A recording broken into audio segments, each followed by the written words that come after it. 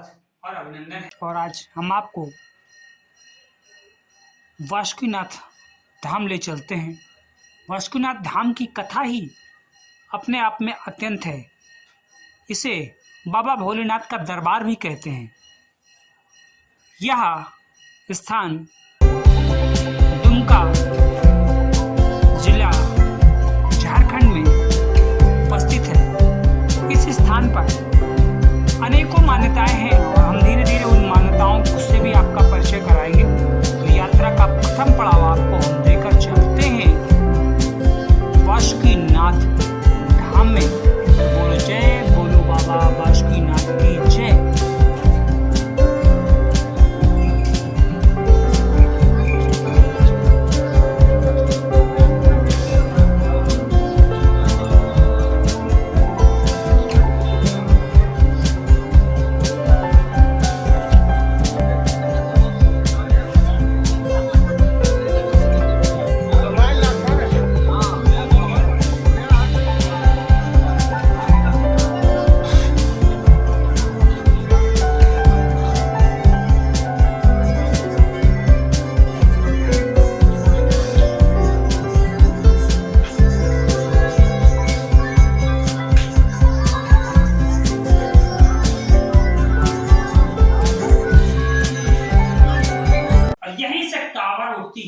यानी लाखों कांवरियां सबसे पहले जिस स्थान पर पहुंचते हैं वो जगह है सुल्तानगंज, जहां पर मां गंगा। जय हो बाबा वासुकीनाथ धाम की। कांवरियों का और कांवड़ का दूसरा स्वरूप जो बैजनाथ धाम की ओर जाता है, उसी तरह का दूसरा स्वरूप यहाँ पर भी है। यानी कांवड़ का दूसरा भाव वासुकीनाथ धाम जिला झारखंड की ओर जाता है। कांवड़िया धीरे धीरे अपने जल का दूसरा भाग वासुकीनाथ धाम की ओर लेकर जाते हैं। लेकिन उसके बाद यहाँ पर भी शिव गंगा विराजमान है। उस शिव गंगा में अपना स्नान ध्यान करते हैं, संकल्प लेते हैं और जल को अपने हाथ में लेकर ये कामना करते हैं कि हे बाबा वासुकीनाथ धाम, जिस प्रकार आप भगवान शंकर के साथ हमेशा निरंतर लगे रहे और उनके साथ आप विराजमान रहे, क्योंकि इसे बाबा भोलेनाथ का दरबार भी कहते हैं। वासुकी धाम में बाबा भोलेनाथ सभी गणों के साथ उपस्थित रहते हैं। तो बोलो जय बाबा वासुकीनाथ धाम की। वास्तविकता में वासुकी नाथ वही हैं जिनके द्वारा समुद्र मंथन संभव हो पाया था। समुद्र मंथन के उपरांत अनेकों रत्न बाहर निकले, अमृत निकला और वासुकी नाथ ने वो असंभवकार संभव कर कर दिखाया। वासुकी नाथ हमेशा भगवान शिव के साथ, उनके परिवार के साथ विराजमान रहे। इसीलिए उनका एक लोक स्थापित कर दिया गया वासुकी लोक के नाम से। आज उसी लोक को भी हम लोग वासुकीनाथ धाम के रूप में भी जानते हैं, जो दुमका झारखंड में उपस्थित है। सावन मास में यह स्थान अपने आप में अद्वितीय अलौकिक हो जाता है, क्योंकि कांवड़िया यहाँ कांवड़ लेकर आते हैं और यह कामना के साथ कि उनकी सारी मनोकामना यहाँ पूर्ण होगी। शिव गंगा में स्नान कर संकल्प लेते हुए भगवान शिव पर जलाभिषेक करते हैं। तत्पश्चात उनसे विनती और प्रार्थना करते हैं कि हे भगवान शिव, हमने जो संकल्प किया है उसे फलीभूत करें, उसे पूर्ण करें और हम पर अपनी कृपा बनाए रखें, क्योंकि यह बाबा भोलेनाथ का दरबार है। जिस प्रकार आपके दरबार में सभी एक साथ रहते हैं, और इस वासुकीनाथ धाम में बाबा भोलेनाथ के साथ 22 मंदिर और भी उपस्थित हैं। अर्थात बाबा भोलेनाथ का दरबार यहाँ दिव्य भव्य और अलौकिक देखने को मिलता है।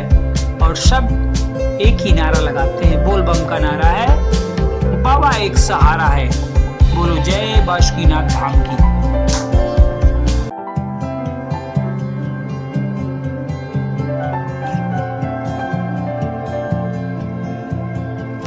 श्रावण माह भगवान शिव को समर्पित है।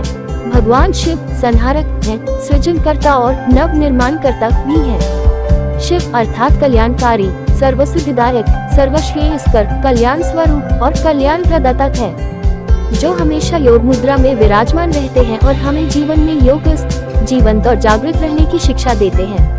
पुराणों में उल्लेख है कि समुद्र मंथन के दौरान निकले विष के विनाशकारी प्रभावों से इस धरा को सुरक्षित रखने के लिए भगवान शिव ने उस हलाहल को अपने कंठ में धारण किया और पूरी पृथ्वी को विषाक्त होने से बचा लिया।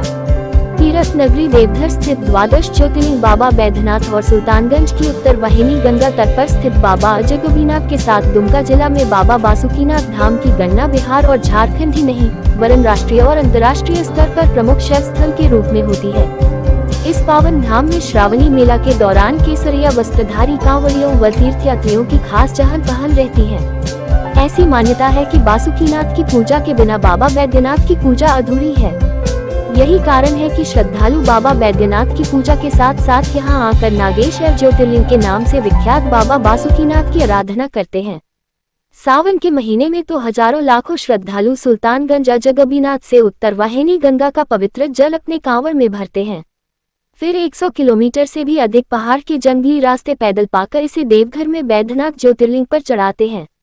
इसके बाद वे बासुकीनाथ आकर नागेश ज्योतिर्लिंग पर जल अर्पण करते हैं। भगवान शिव औघड़दानी कहलाते हैं। शिव भक्त मानते हैं कि जहां बैद्यनाथ धाम भगवान शंकर की दीवानी अदालत है, वहीं बासुकीनाथ धाम उनकी फौजदारी अदालत है। बाबा बासुकीनाथ के दरबार में मांगी गई मुरादों की तुरंत सुनवाई होती है। प्राचीन काल में बासुकीनाथ घने जंगलों से घिरा था। उन दिनों ये क्षेत्र दारुक वन कहलाता था। पौराणिक कथा के अनुसार इसी दास्त वन में द्वादश ज्योतिर्लिंग स्वरूप नागेश्वर ज्योतिर्लिंग का निवास था। शिव पुराण में वर्णित है कि दारुक वन दारुक नाम के असुर के अधीन था। कहते हैं इसी दारुक वन के नाम पर संताल परगना प्रमंडल के मुख्यालय दुमका का नाम पड़ा है। बासुकीनाथ शिवलिंग के आविर्भाव की कथा अत्यंत निराली है। एक बार की बात है, बासु नाम का एक व्यक्ति कण की खोज में भूमि खोद रहा था। उसके शस्त्र से शिवलिंग पर चोट पड़ी। बस क्या था, उससे रक्त की धार बह चली। बासु ये दृश्य देखकर भयभीत हो गया। उसी क्षण भगवान शंकर ने उसे आकाशवाणी के द्वारा धीरज दिया कि डरो मत, यहाँ मेरा निवास है। पर पहुंच गई है जहां पर बाबा का वो दिव्य भव्य अलौकिक मंदिर आपको देखने को मिलेगा। वास्तविकता में इस मंदिर के अंदर का जो परिसर है वो अपने आप में आनंदित, अलौकिक और अद्भुत करने वाला है। अब हम आपको लेकर चलते हैं बाबा बासुकीनाथ धाम मंदिर परिसर। मंदिर परिसर के गर्भगृह के चारों ओर अनेकों मंदिर बने हुए हैं और उन चारों ओर जो अनेकों मंदिर बने हैं उनकी संख्या 22 है। मध्य में बाबा बासुकीनाथ विराजमान हैं। बाबा बासुकीनाथ मंदिर के गर्भगृह में बाबा बासुकीनाथ उपस्थित हैं, जहां पर सर्वप्रथम बाबा को जल अर्पित किया जाता है। गंगा जल अर्पित किया जाता है जो सुल्तानगंज से कावड़िया कावड़ में लाकर यहाँ पर डालते हैं। तत्पश्चात उन पर दूध अर्पित किया जाता है। उसके बाद बाबा का श्रृंगार होता है।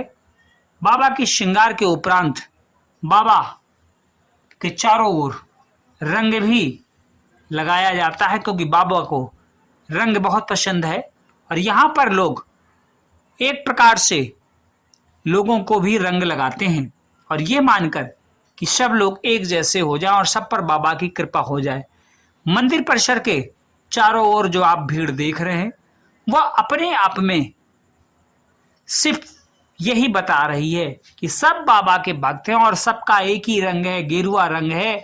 सभी गेरुए रंग में कोई मंदिर में आरती कर रहा है, कोई मंदिर में पूजन कर रहा है, कोई मंदिर में फल फूल चढ़ा रहा है, कोई हाथ जोड़कर भगवान से विनती कर रहा है कि हे बासुकीनाथ हम पर अपनी कृपा बनाए रखना।